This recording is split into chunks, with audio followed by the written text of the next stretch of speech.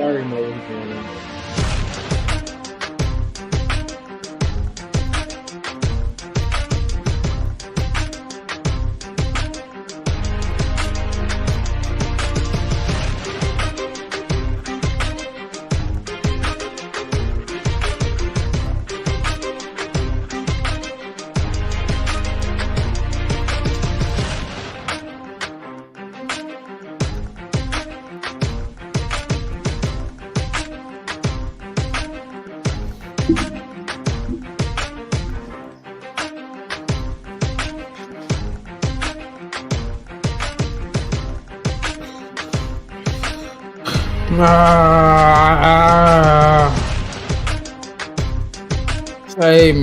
Say man. Yes, sir. Welcome back to another episode of diddyknowsball. This is my second episode, and I just wanted to start by saying this, man. Congratulations to Nikola Jokic, Jamal Murray, the Denver Nuggets organization, Mike Malone, everybody over there. The Denver Nuggets are the 2023 NBA champions, beating Miami Heat in 5 games. Man. But today I'm not finna really focus on the NBA. I wanted to talk WNBA. I know people is like, WNBA, what's up with the WNBA? Like, nobody likes the WNBA. All they do is but I'll never forget. I had an older sister. She played basketball for Harry Stone Montessori Academy, the school right behind Wnba. And I'll never forget the best player I've seen, the first really great basketball player I've seen, Crystal Henderson, from Harry Stone Montessori Academy. And she was a girl. But not even looking at gender, she was a hooper. Like a special basketball player. She ended up playing at the University of Texas. And I would never forget when Harry Stone would go up against their rivals, Roger Q Mills, and it would be like a real live battle, man. Like those teams, those games were some of the best games I've ever been a part of as a fan of basketball, seeing them live and in person. And those was girl basketball games. Elementary, middle schoolish, I think. I say all that to say this. My name is Diddy Knows Ball, not Diddy Knows NBA, not Diddy Knows college basketball, G League, high school. Diddy Knows Ball. I'm a fan of basketball, man. I'm actually just a fan of competition in sports in general. I'm saying all this to say this, man.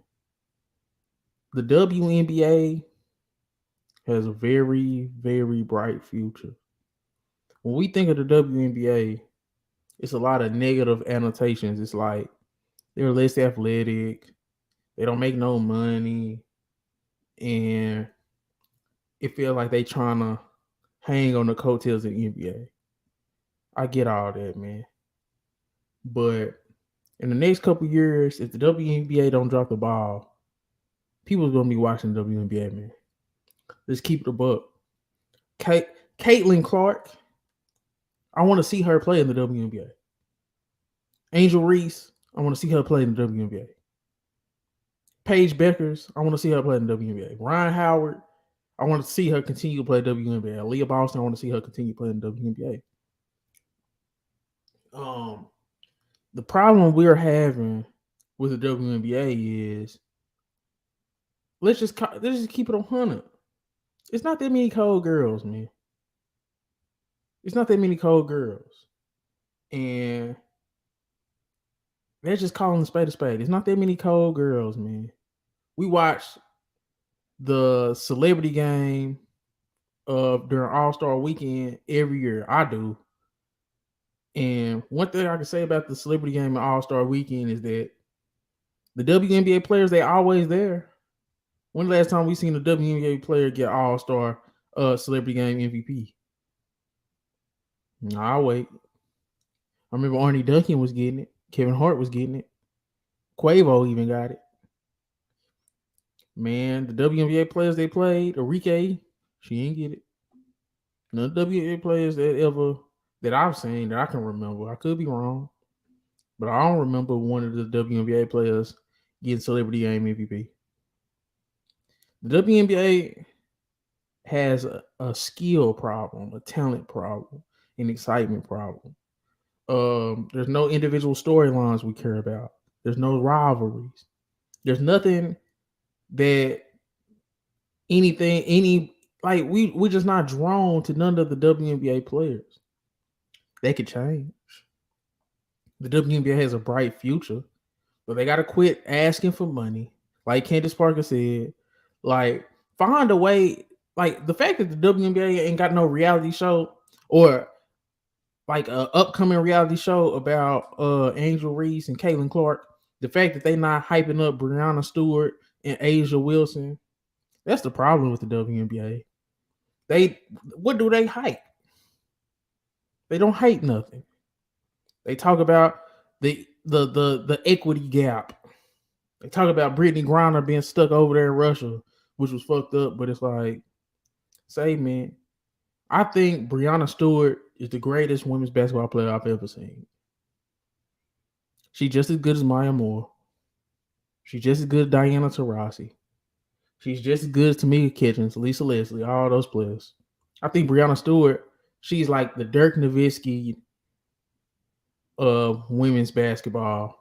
She is very, very efficient, man. She's damn near 40, 50, 80. Like, she's 40, 50. She is 40, 50, 80, damn near. You know, like, she's an efficient player from all three levels. Asia Wilson, she's a part of a super team. She's the best player on the super team, two-time MVP. The fact that we don't hype up Brianna Stewart and Asia Wilson, where the WNBA doesn't hype it up, I do. That's what I'm watching. New York Liberty and Las Vegas Aces should be fighting for a championship. They should be playing the championship. That's what I'm watching for. That's the storyline for me when I watch the WNBA. Brianna Stewart, Asia Wilson, who's better? Brianna Wilson got more championships. Brianna Stewart got more championships. Asia Wilson got more MVPs. Brianna Stewart got 2 championships. Asia Wilson got 1. Brianna Stewart got 1 MVP. Asia Wilson got 2. That's what I'm watching for. That's what should be sold. They were around the same age, play the same position. The WNBA need a Magic versus Bird. That's what they need. But they're not giving us that. They giving us, oh, we make this amount. The dudes make this amount. Quit worrying about the NBA. You'll never be where you want to be worrying about somebody else, man. You gotta worry about yourself. And I was making a list because it's a lot of girls basketball players that I'm very interested in. Girls, women's, I apologize. But these are the young stars of the WNBA that I think will save the WNBA, make it very watchable. I titled this the WNBA is slowly becoming watchable. And here are some of the players. I got 15 players. First, let's talk about the GOATs. Who are the GOATs? Who are the GOATs of the WNBA?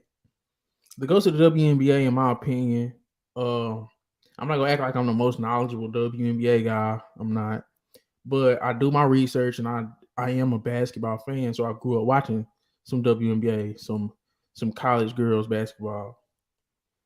You know, one of my best friends, his favorite player was Ivory Ladder. I'm talking about girls, so shit, that lets you know what my, you know what I'm saying. That lets you know what my basketball knowledge is when it comes to women's basketball. I think personally the greatest girl I've ever seen, in my humblest opinion, is Diana Taurasi, Maya Moore. Let me look at Diana Taurasi. Let's look at her resume. She's a 10-time All-Star. She got 3 chips. She got an MVP. Okay. Lisa Leslie, Los Angeles Sparks legend. Everybody knows about Lisa Leslie. She's a 3-time MVP. She got 2 chips, 8 All-Star appearances. Oh yeah, Diana Taurasi got 10 All-Star appearances. Tamika Catchings, she got an MVP, 10 All-Stars, 1 chip. Maya Moore, she got 6 All-Stars, 4 chips in the MVP. Elena Deladon, who's still playing, 33 years old. So if she don't make this list, like excuse me, I know she's great, but she got 2 MVPs, 6 All Stars. Candace Parker, 2 MVPs, 7 All Stars, 2 chips. That's what you're chasing. If you're a woman, that's what you're chasing right there. So we're talking about All Stars, 10, Taurasi Catchings.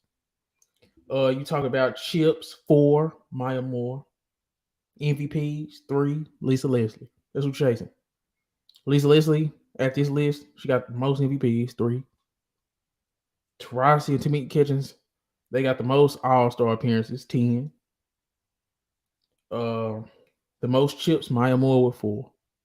That's what you're chasing. So when I think about, I got a list of 15 women's basketball players to watch. Some current, some eventually will end up in the league. Number one, I'm gonna start with the 2 at the top of the WNBA currently, and they still got enough time and they of age to where they could get better, and they still got a long way to go. Number one for me, just the best girl I've ever seen. Her and Diana Taurasi, the 2 most skilled women's basketball players I've ever seen. Breanna Stewart. She's averaging like 24 and 10 right now, this current WNBA season. She's a 4-time All-Star. She's an MVP. She got 2 chips. She just skilled. She's a shot maker, man. From all 3 levels. She's the best I've seen with that size, that shooting ability. She's the best I've seen. You know, still Diana Taurasi Maya Moore is my personal GOAT. But I think Breanna Stewart, when it's all said and done, she's going to be a GOAT of women's basketball. There's a couple girls on this list that got a chance, but number one, I got Breanna Stewart. Number 2, I got A'ja Wilson. A'ja Wilson is a 4-time All-Star, 2-time MVP. She just got her chip last year with Las Vegas Aces, led by Becky Hammond, the coach.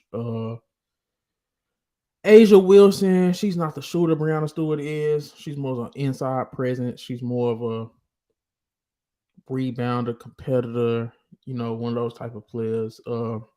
She's developing range, but she's just a really good post player, a really good player. You can tell she got a very good work ethic. I like A'ja Wilson. You can count on her to hit her averages damn near every night. She's very reliable. So A'ja Wilson at number 2. I think her and Breanna Stewart is just like they on a tier of their own in current women's basketball right now in the WNBA. Number 3, this might shock y'all because it's a few names I could put right here, but this is my own personal list of young stars who will save the WNBA. Jackie Young at 3 for the Las Vegas Aces. I think Jackie Young, like oh my goodness, she's a blistering shooter. Her field goal percentage is through the roof. She's 6 feet. She's very athletic, very strong, can get to the paint, very good shooter. I feel like if she was on another team, she could easily be at 25 points a game. I think Jackie Young is finna really break out the next couple seasons, and she's only like 25, so she got a long way to go.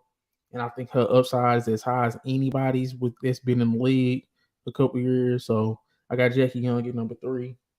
Jewel Lloyd at number 4.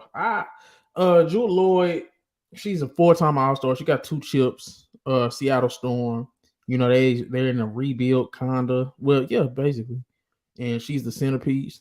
She's been averaging over 20. I think she's like a top 3 scorer in the WNBA right now. She's quick with the ball. She's a very good guard. It's like she Gilbert Arenas-ish as a girl. I'm using that comparison because I watch more NBA than WNBA. I'm sorry if there's a WNBA comp for her, but I really like Jewel Lloyd. I think she has a lot more left in the tank. Now, if they can rebuild fast around her, get a couple of these players that's coming in and put around her, I would like that. Man, she would be a very good. But I got Jewel Lloyd at number 4. Hell of a scorer. Number 5, I got Enrique for the Dallas Wings. Now, she's not very efficient, and I do question her shot selection. The talent is there. I hope the shot selection gets better. She got a lot to work on. Enrique got a lot to work on, man. Let's just talk pure basketball. Enrique could be very, very, very good. And then Enrique could be very, very bad, man. Let's call a spade a spade. Enrique is very good. She's very talented. Enrique, she's a 2-time All-Star. She's 26 out of Notre Dame. She was number 6 pick, I think. But Enrique got some game, man. Enrique is she take a lot of Steph. You can tell she watch a lot of Steph. You can tell she watch a lot of hard nosed type of dudes. But Enrique got some game. Number 6, I got Ryan Howard. Ryan Howard is another player that I've seen. She can get way better with her shot selection. She needs to tighten her handle a bit. She got a decent handle, but she can tighten her handle a bit. Her playmaking can be a little bit better. She gets a little erratic when passing the ball. But as a 3-level scorer, oh man, Ryan Howard got all the tools, man. She's an all-star her rookie year, the best rookie. I think Ryan Howard, the sky's the limit for her. She could be the best player in the league. I can see her easily winning MVPs. She got Maya Moore type potential. Like she's a wing that can do it a little bit of everything. Her defensive intensity is a little underrated. I just think I've seen her kind of look a little more. She don't be on her teammates like I would like her to. Like she don't interact with her teammates like I would like her to. If y'all watch Ryan Howard, y'all know what I'm talking about. But I got Ryan Howard at 6. Number 7, I got Leah Boston. She's probably going to be an all-star this year. Indiana Fever up until this point won 2 games in a row. She's shooting like 66%. Like she's a very skilled post player. I don't know. I heard she was working with Tim Duncan. I'm not sure. But if she is, good. I think she has ability to shoot, and I think she can be even better. Her defense game, I think, is coming along. She's not the most nimble, but what she is, she's a very good post player, very efficient. I like her game. She's young. She's made an immediate impact her rookie year. So I got Aaliyah Boston at 7. Now here's where I got some of the players that are coming to the league, and this is why I feel like the WNBA has a chance. The influx of talent. This is why I think the WNBA has a chance. The influx of talent. Listen to these names I'm finna name off. You got Caitlin Clark, Iowa. We know what Caitlin Clark is, man. She's Steph Curry with a ponytail, man. Let's just keep it a buck. Like, and I'm only comparing the girls to the dudes because I watch more dudes than girls. She's Steph Curry with a ponytail, man. She's Steph Curry with a ponytail. That's all I can say about Caitlin Clark. She's Steph Curry with a ponytail. And maybe she's an even better closer. Yeah. Number 9, I got Paige Beckers. Now, the only question I have with Paige Beckers is her health. The only question I got with Paige Beckers is her health. If it wasn't for her health, Paige Beckers probably would be right there with Caitlin Clark, if not higher ranked than Caitlin Clark. But I got Paige Beckers at 9. Number 10, I got Angel Reese. Angel Reese could be the face of the WNBA, the face of Black women's basketball. Angel Reese is that good at basketball, and she's that much of a personality. The only question I have with Angel Reese is probably skill level to a certain extent when it comes to offense. But I think Angel Reese can put it all together. She got the athleticism, like she got the frame. She got the physical tools. Now, I just hope she doesn't get distracted by her newfound fame. Because I didn't like. I was hearing she came out and she said that she was not interested in the WNBA. You can make more money in college. I don't know how true that is, but she got to understand. Angel Reese, Caitlin Clark, Paige Beckers, they could be the new face of WNBA.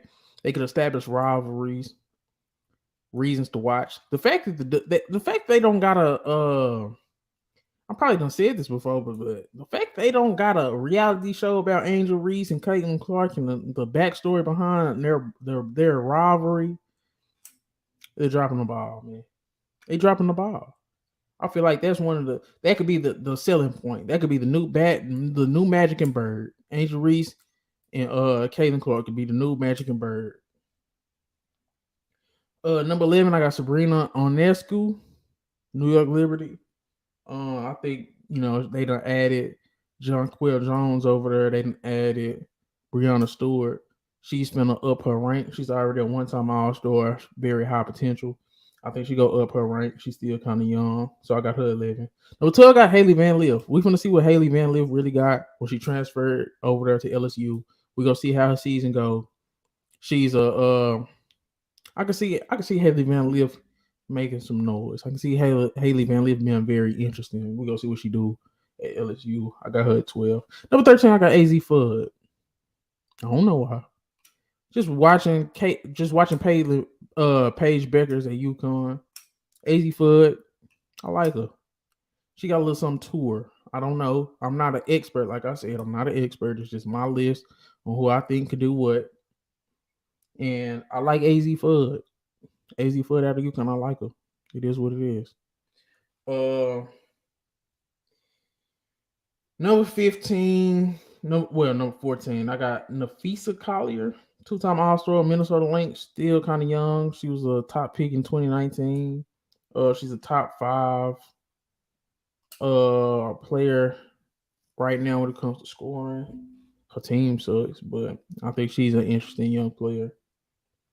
And I got Haley Jones. I don't know why I got Haley Jones right here. She ain't looked the greatest in her rookie year, but she's starting. I know it's Ari McDonald has an injury, but Haley Jones, Atlanta Dream, I like what they doing. I don't know why. And I really like but I really like Haley Jones. I like how she fit with Ryan Howard potentially. He just seemed like a team player, a winner who go contribute to winning. And she's gonna be one of those role players in the WNBA. She's gonna be a WNBA role player that could be like a star role player. And yeah, that's pretty much my spiel on the WNBA. I think the WNBA, they're in a good spot right now. I just hope they don't fuck this shit up, man. They in a good spot. I just hope they don't fuck this shit up. Like, I hope they don't get to whining about salaries and contracts and popularity. Hey, man, in the global marketplace, man, if we not learning one thing, we learning. You gotta earn this shit, man. You gotta earn this shit, man. You gotta get eyes on the product. And I feel like this is how the WNBA is gonna get eyes on their product. Is this influx of talent? I guess that's enough WNBA talk. Let's get into some NBA. I was reading a report and it said that the Indiana Pacers is looking to move the number 7 pick for a wing. And I was kind of like, because I've been watching a lot of Indiana recently. I was gonna do a video on them. I don't know if I'm still gonna do it, but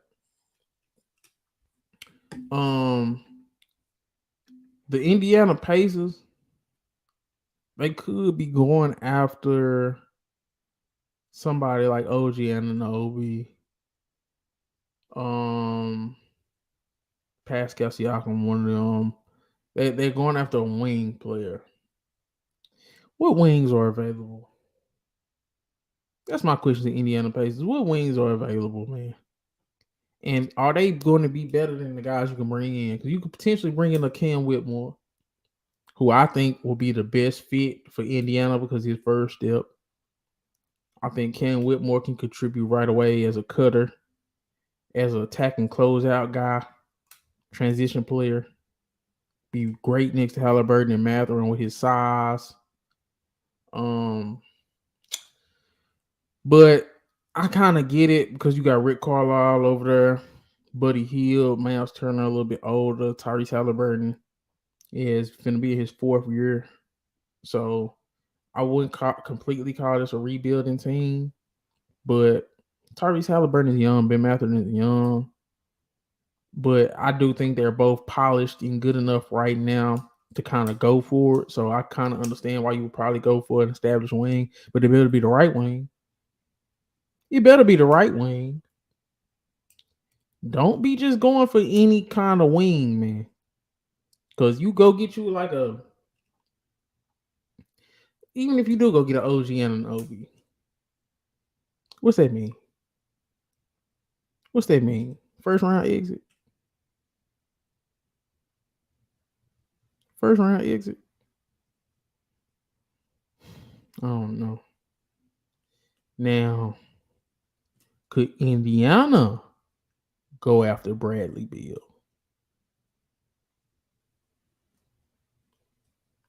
Do they even have enough salary to dump to go after Bradley Beal? Even so, I don't want Bradley Beal.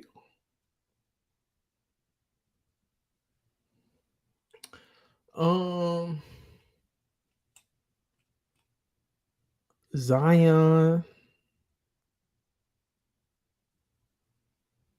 Don't really want to talk about Zion.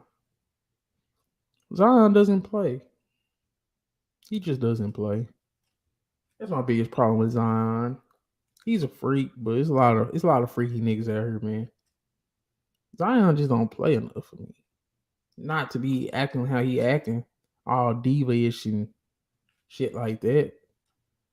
But the Scoot Henderson for either Zion or Brandon Ingram is very interesting. That should just show you the level of player that some people think Scoot Henderson is, including myself. I think Scoot Henderson is gonna be a hell of a player. But look at his player build, his archetype, like 6'2", 6'9" wingspan, that's good. Super elite athlete, chiseled frame. But this a wing big league, man. This a wing and big league, man. And New Orleans had two of the up and coming wing-ish hybrid biggish tandem in Zion and Ingram, but they don't play. Zion don't play. Ingram don't play. So I can see why you would go try to get Scoot, a nigga with some star power, a nigga with some star power, all NBA potential. I get it. But and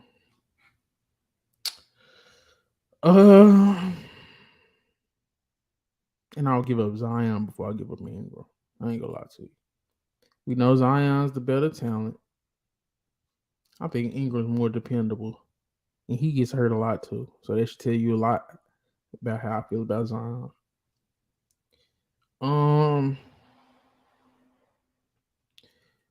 Ja Morant.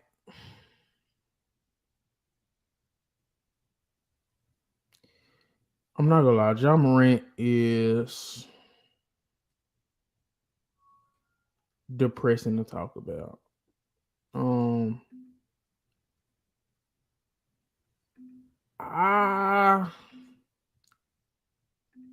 not the biggest fan of Ja Morant. Lord knows I'm not the biggest fan of Ja Morant. But I mean, I think he's is he a bigger idiot than we even thought?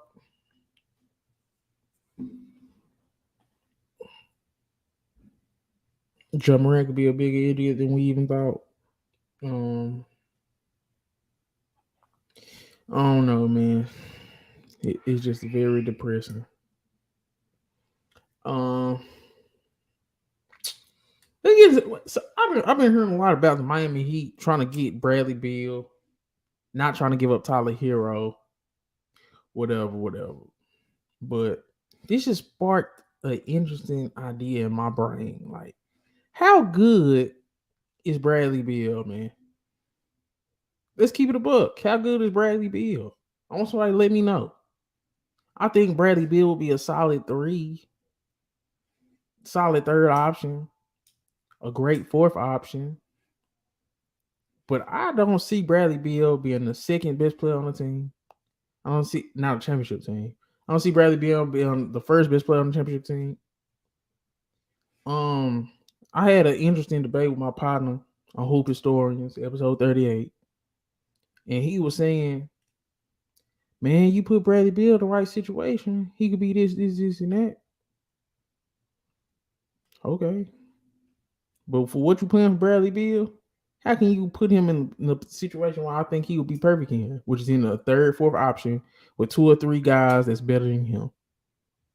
He made too much money to be in a situation like that.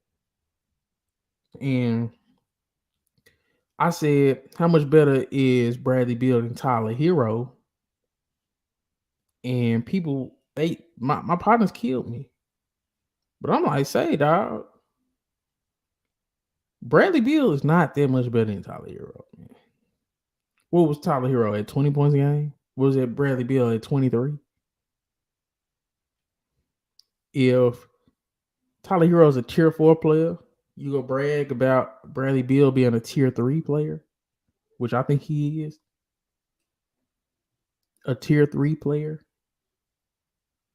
And that's no knock on Bradley Beal because he is what he is. He's still a good, solid player in the league, a really good player in the league. But y'all know what the Wizards paid him? Y'all know how much the Wizards paid that nigga, man? Too rich for my blood. I'm gonna keep it a buck. That was too rich for my blood. And it's like, you could talk about a nigga contract. You could say, oh, well, they had this. But that affects your trade value. Your contract affects your trade value. And Bradley Beal contract is so goddamn outrageous, egregious that, say, man, for what you would have to give up for Bradley Beal, that shit ain't worth it. Now, the only interesting play for Bradley Beal, in my opinion, would be Philly. If you can give up Tobias Harris and some bullshit and bring in back Bradley Beal, I think I kind of like that more than the Heat. I ain't gonna lie to you. I think if you would package some bullshit to bring in Bradley Beal to the Philadelphia, and you only have to give up Tobias Harris and a couple role players that you could afford to give up, you can kind of keep Harden. Hope Maxey will get better. Hope Embiid could keep himself together in the playoffs. I would like Beal in Philly. I'm not gonna lie to you. As a third, fourth option. I want Harden. See, now if you got Harden, Maxey, well, I'm gonna say this. If you got Embiid, Harden, Beal, and Maxey, I like that. I like that. Especially I like that a little bit more than if you got Beal in Miami. Because how much is Beal, Bam, Butler? How much is that moving the needle? That's gonna get you a guaranteed championship? I don't think so. And I think we're overestimating this Miami Heat finals run, just like we overestimated the Warriors finals run last year. Like everything, I ain't gonna say everything fell in place for the Heat because a lot of those like they beat the Knicks, they beat the Celtics, but that first round against Milwaukee, I ain't going, man. You replay that series 9 times out of 10 times, Milwaukee would have won, man. Let's just keep it a buck, man. The Giannis shit was weird. It was weird. But you replay that Bucks Miami series 9 times out of 10, the Bucks winning that shit, man. We all know it. Didn't these niggas didn't Miami Heat lose in the play in the first game? We don't gonna act like the Miami Heat world beaters, they super duper contenders, even though we know they can contend. There's a difference between contenders and teams that we know can contend. It might sound crazy, I might sound out off my rocker, but there's a difference between contenders and teams that can contend. Miami's a team that can contend. I wouldn't necessarily call them contenders, even if you add Bradley Beal. That's just my opinion. I was hearing some talk too, because during the same debate that's up on Quiet Hype Media page, Zach Lavine, Bradley Beal. Who's better between Bradley Beal and Zach Lavine? I mean, I went Zach Lavine. A couple people made arguments for Bradley Beal, and I got some numbers here, and it's very interesting. Bradley Beal, last 4 years, he got a lot of hype. Bradley Beal's got a lot of hype these last 4 years because he had a couple seasons where he averaged 30. But let's take a deep dive. Let's take a deep dive. So 4 years ago, Bradley Beal played 57 games. He averaged 31, 6, and 4. This was started the Bradley Beal hype train. I think John Wall was. I'm pretty sure Wall was gone at the time, but whatever. He averaged 31 points, 66, 4 rebounds. He shot 46, 35, 84. That should sound good, right? That should sound very good. Bradley Beal played in 57 games, scored 31 points, 6 assists, 4 rebounds. He shot 46% from the field, 35% from 3, 84% from free throw line. It sounds really good, don't it? The team was 25 and 47, man. He didn't make an All-Star game. He didn't make an All-NBA team. Dude averaged 31, 6, and 4. Didn't make an All-Star team, All-NBA team. Dude's team went 25 and 47. The next year, 35. No, he was 31, 5, and 4. He shot 49, 35, 89. That's really good. The team was 34 and 38. The team was 34, 38. He made an All-Star team, made All-NBA. That's a very good season. The team was 34, 38. Didn't make the playoffs. The next year, and then he only played 60 games. That's more than the 57 games he played prior to that season, but he only played 60 games. The next season, he played 40 games. And at this time, he's 23, 7 and 5, 45, 30, 83. So he went from 31 points to 23 points. He went from 49 from the field to 45. He went from 35 from 3 to 30. The team was 35, 47. The next year, Bradley Beal played a whopping, this last year that just happened, he played a whopping 50 games. 50 games. He was back at 23, 5, and 4. He had really good shooting splits. 50, 37, 84. But once again, it was 35 and 47. The numbers will be impressive until you look at the record of the team. You know, we throw out this a lot of times, empty stats, empty calorie stats. I think Bradley Beal is the definition of empty calorie stats. It's no offense to Bradley Beal, but it is what it is, man. Shout out to everybody watching. Make sure you like, comment, subscribe. You got anything you want to say, you know what I'm saying? Let me know in the comment section. But Bradley Beal, I'm not going to just go out on a limb and say he's better than Zach Lavine. Because if you compare Zach Lavine's last 4 years, I got it here. Zach Lavine played 60 games, 26, 5, and 4, 45, 38, 80. 58 games, 27, 5, and 5, 51, 42, 85. Then he was at 67 games played, 24, 5, and 5, 48, 39, 85. 77 games played, 25, 5, and 4, 49, 38, 85.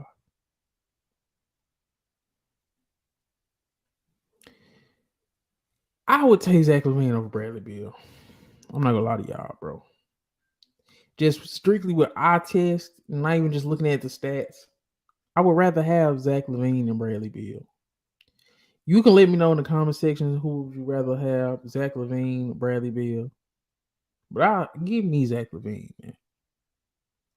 Dude he's bigger, longer, more athletic, better shooter in my opinion.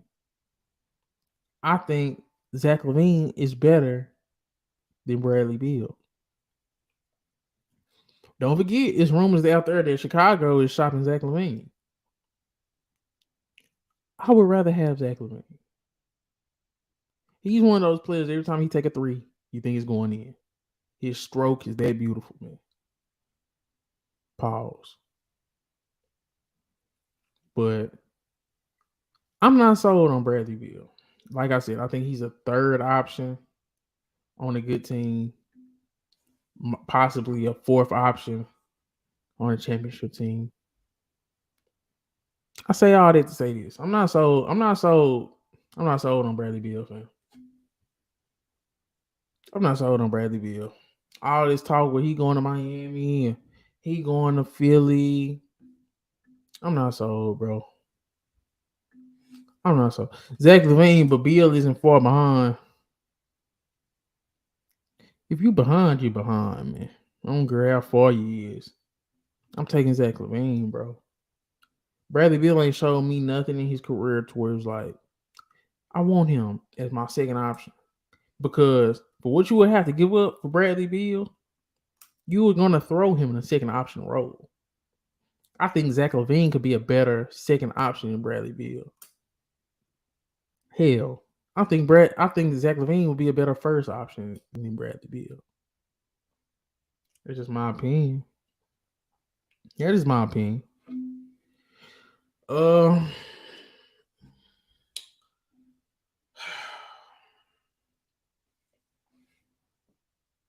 me Zach Lavine, bro. I ain't finna overthink this shit. Give me Zach Lavine. Just I see Zach Lavine gliding through there. I see Zach Lavine coming off a pin down. I want Zach Lavine. Bradley Beal's gotten worse. He came in.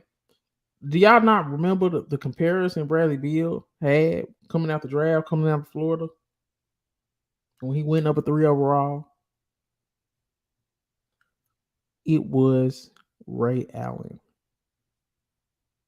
That's who they was comparing Bradley Beal to, Ray Allen. Let that sink in, let that soak in. And now how do you feel about it? Because that's another thing that we do. We don't take people's projections into consideration. We don't take into consideration where they was drafted, where they was drafted to. We don't take into consideration the comparisons they had coming out the draft. We don't do any of those things. And when I look at Bradley Beal, and when I look at Zach Lavine, the expectations on Bradley Beal were high. They were high. He was supposed to be coming in and solving all the scoring problems next to John Wall. That's what he was supposed to do. That's what he was supposed to do. Bradley Beal was supposed to be that guy, the scoring guy next to John Wall. And he did to a certain extent. But you wasn't never scared of Bradley Beal. Bradley Beal ain't never come up. Bradley Beal ain't never come up in no conversations until John Wall left and dude was having these empty calorie 30-point games where he wasn't making all-star teams or all NBA teams. Let's just keep it a buck, man. All this Bradley Beal love start coming after we seen the nigga start averaging 30 points. Man. But all 30 point per games aren't equal, man. I made a comparison to Kevin Martin. How much better is Bradley Beal than Kevin Martin? I'll wait. If you don't know who Kevin Martin was, he was a problem when he was in Sacramento. He had his own team. He ain't get nowhere either. And that's the same shit I see with Bradley Beal. And I don't hate Bradley Beal. I hate the people that got Bradley Beal held to a certain standard. Like he just some super great trade chip that if you add him to your team, y'all go win a championship. I'm telling y'all that's not the case. Wherever Beal goes next year, they're not a guaranteed championship team. They're not a guaranteed championship team. He's not that level of a player. He's just not.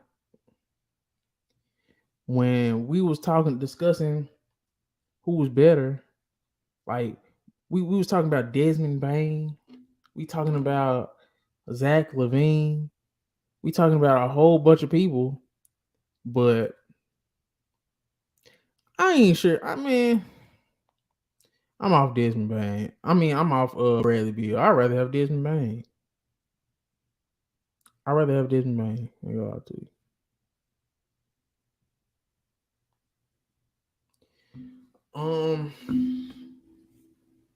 Anything y'all want me to talk about? I pretty much covered everything I was gonna talk about. I covered the WNBA. If you missed it, y'all missed. Well, I don't know. I don't know what the interest level of the WNBA is, but I covered some WNBA. See, yeah, I think Bradley Beal will help Philly more than any other team, especially if you can keep Embiid, Harden, and Maxey. I feel like you can slide Bradley Beal right in there. I think that would be a great, great, great, great fit for Bradley Beal. But what option would he be? The third or fourth, man. The third or fourth. If you send Bradley Beal to Miami, he's the second option. I want to feel comfortable with Bradley Beal on my team. I would want him to be the third option, fourth option. And that's no knock to being a third or fourth option. But I just feel like that's the caliber of player he is on a winning team. We never seen him on a winning team. Not a conference finals team or a championship team. The perfect role, in my opinion, for Bradley Beal will be a third or fourth option. And the best fit for him to be a third or fourth option right now in the league would be in Philadelphia. You give up Tobias Harris, some salary filler, probably some picks if they can. You bring in Bradley Beal, man. And that's probably the only fit where I like. I've been hearing a lot of Miami shit in Bradley Beal. I don't like it. I don't like it. And that's just me keeping the buck. That's just me keeping the buck. But yeah, I mentioned Philly, and I do like Bradley Beal over there in Philly if they keep everybody else in Philly though. If you got to give up a Maxey, if Harden got to leave, and if it's just Embiid and Bradley Beal, I don't like that. If it's just Embiid, Maxey, and Bradley Beal, I don't like that. You need all four of those guys for me to be excited about Bradley Beal. That's just how I feel about that. Yep.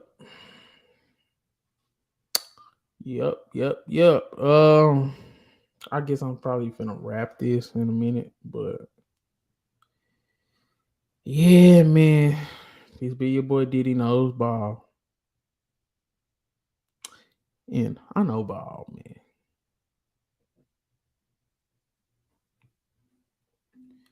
Should Charlotte trade for Ingram or Zion or take Scooter Miller? If I was Charlotte and I got an Ingram deal on the table, I'll take it. I'm not sure if I would take the Zion just because, man, I don't trust Zion, man. I don't want to deal with Zion, man. And I definitely don't want to deal with Zion. And no. If I was Charlotte, I would go for Ingram for that 2 pick.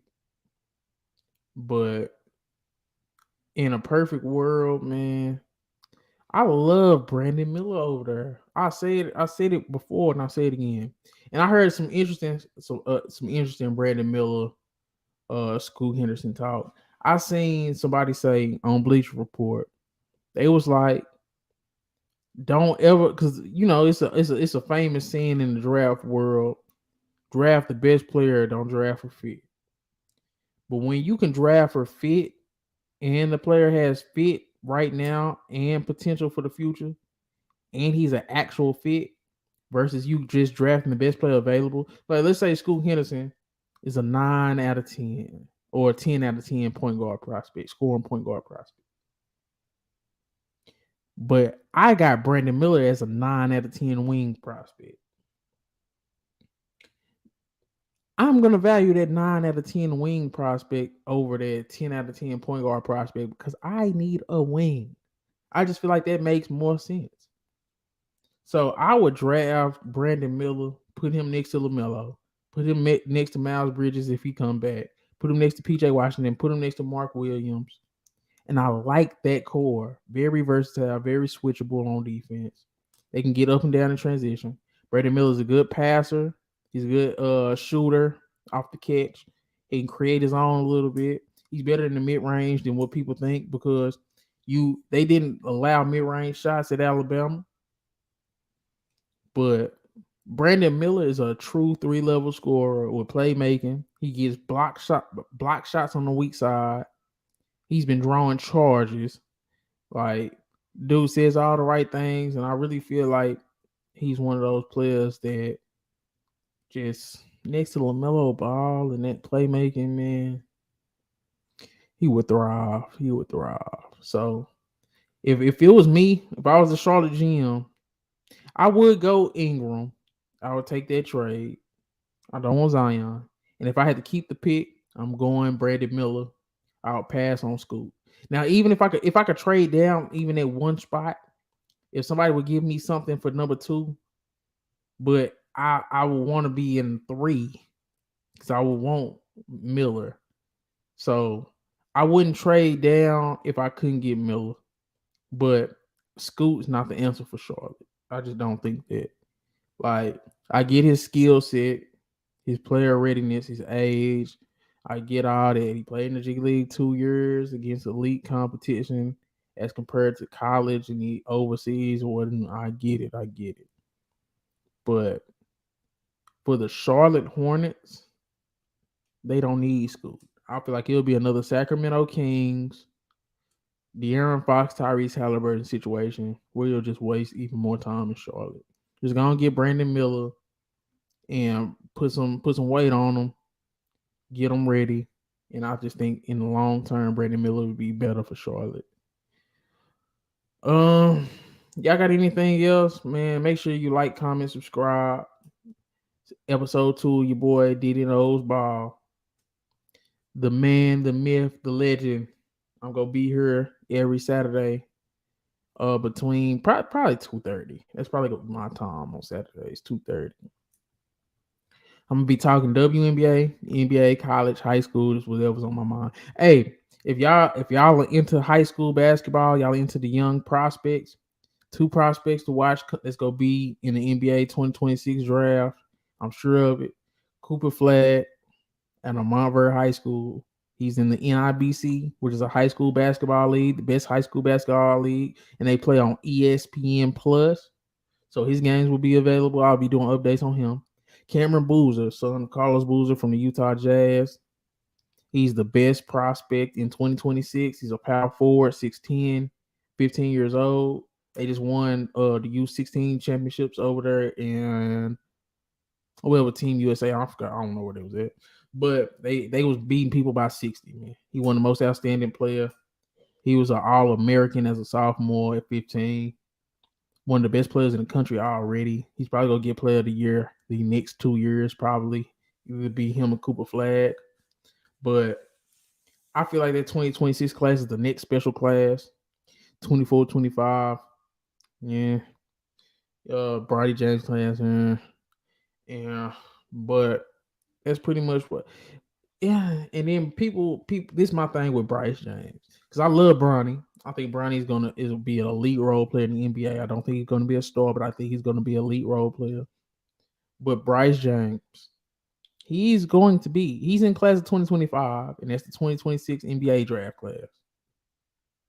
Bryce ain't gonna cut it, man. Bryce ain't gonna. I love Cole Pete. But I feel like I love Cole Pete, man. He's another guy in that 2025 draft, that 2025 high school class, 2026 draft class. Cole Pete is third behind Cameron Boozer and Cooper Flagg. I like Cole Pete, but he's a tier 2. He's in tier 2. He ain't Cooper Flagg. He ain't Cameron Boozer, man. I think those two are gonna be borderline all stars as soon as they walk into the NBA. They that good already at 16, 15 years old. Matas Buzelis is projected to go number 1 in 2024. I do not believe that. I do not see him going over Justin Edwards, Xavier Booker, or Aaron Bradshaw. I don't see him going over Ron Holland. But I really like Cole Pete, Chris. I fuck with Cole Pete. He ain't no Cooper Flag. He's not no Cameron Booth. And I'm gonna leave it at that.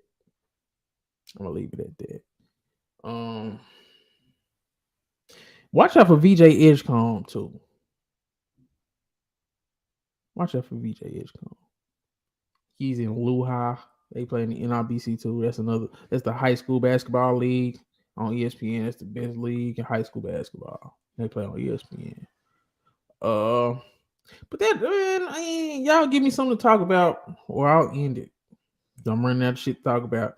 I really only had the WNBA. Only had the Zach Lavine, Bradley Beal shit. You know. And yeah, man. Hey, man. Y'all don't fall for the hype for some of these players' kids, man. Y'all gotta actually watch and do y'all research. Some of these players, y'all know kids. Some of them are great. Some of them good. Some of them niggas trash too. They just keep it a buck, bro. Niggas don't be telling the truth, bro. LeBron James got 2 sons. One of them go be good. I think the other one go be trash, man. Like, and if he turned out not to be trash, I'm just gonna say, oh shit, I was wrong. He not trash. But as of right now, I think Bryce was EYBL was averaging 8 points, shooting like 20-30%.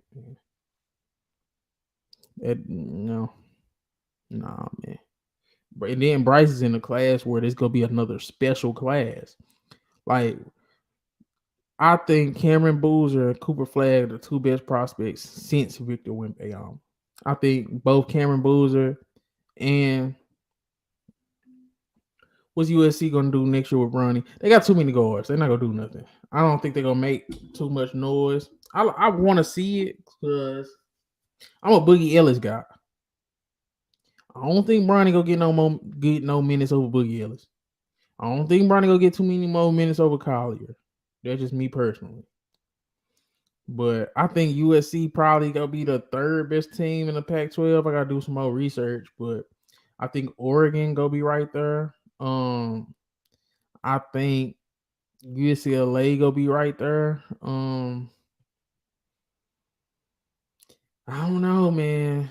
We gotta see USC. I don't think USC is gonna be a top 2 team in the Pac-12. I could be wrong, but I doubt it.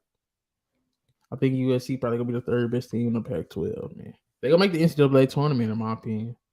I don't know if Kajani Wright going back or Vincent Iwuchukwu. But if them two bigs, if they keep Kajani Wright and Vincent Iwuchukwu, I think Doug Peterson probably is gone. I'm pretty sure Doug Peterson's gone. But if they can address the wing depth, and they can have some of them bigs come back and contribute in a better way, I really do like USC. But I don't think they'll be the best team in the Pac-12. I think they could be like a 4 or 5 seed in the NCAA tournament next year. That's 4 or 5 seed.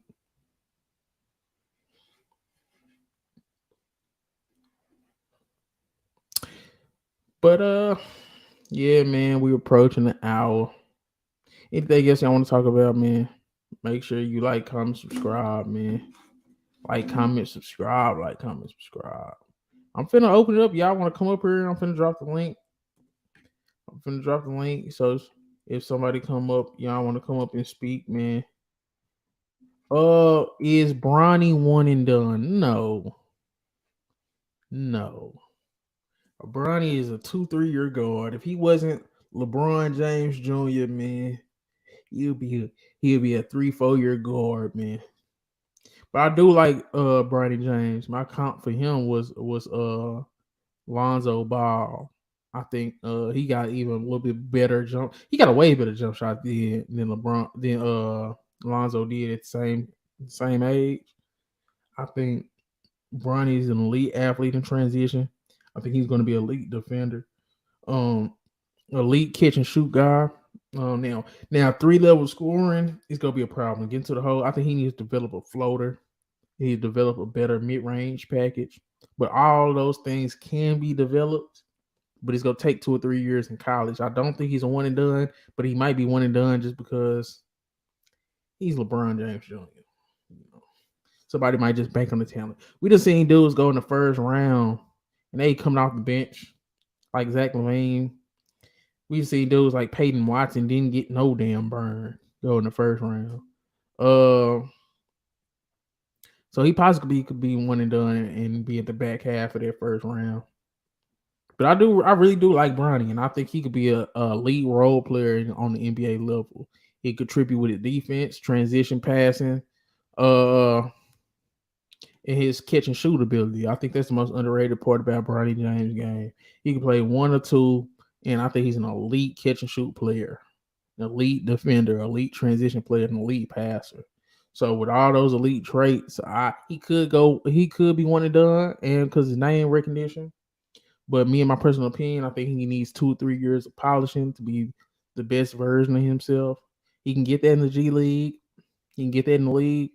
But for him to get those actual reps at USC and actual March Madness games and actual Pac-12 championship games and those preseason tournaments, the conference tournaments, the NCAA tournament, I really like when I see players step up in those moments, get better in those moments, in those situations. Yeah, that's what I'm gonna say about that. His former teammate Amari gonna be decent in the league. Amari Bailey. Amari Bailey had injury problems in high school. He had a good combine. Amari Bailey was pretty decent at UCLA. He got better and better. I like Amari Bailey. I think he's a Avery Bradley if he can buy in on defense. He's an Avery Bradley level player at the NBA level. Like at the highest I see Amari Bailey being is like a 12, 4 and 3 guy on the NBA level. That's his highest ceiling in my opinion. I could be wrong, but I doubt it. I think he could be decent. I really think he could be decent, especially if he buys into being a role player. I think Amari Bailey would be a dynamic role player.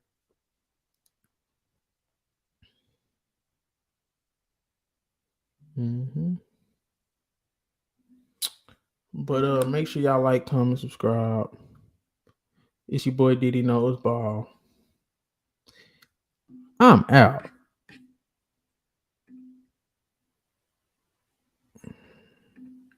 You doing any draft show projections before the draft Thursday?